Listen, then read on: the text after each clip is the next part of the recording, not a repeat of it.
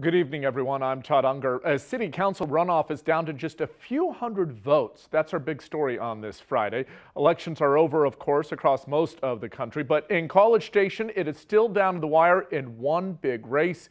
25 News reporter Hannah King with more.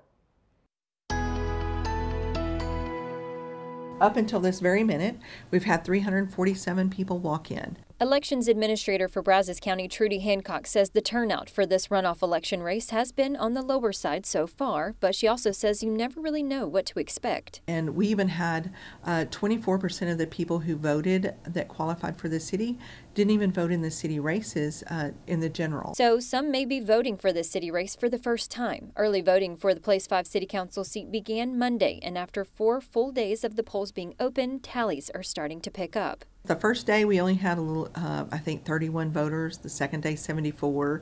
But yesterday we did really well. We had over 150 voters yesterday. The lack of early voting turnout could be due to a number of reasons: voter fatigue, the holidays, or even COVID-19 taking over many conversations. Regardless, the lack of early voting during a busy holiday season doesn't even leave the candidates surprised. Frankly, I'm not terribly surprised. I don't think people have really come out of their Thanksgiving holiday.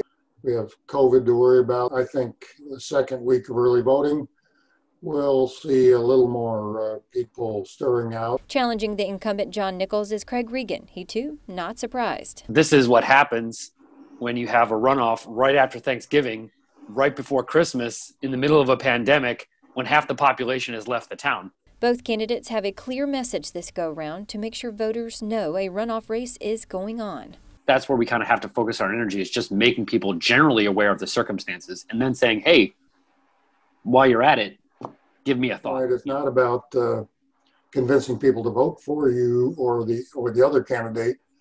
It's really just a matter of turning out people to vote. The people have made up their minds.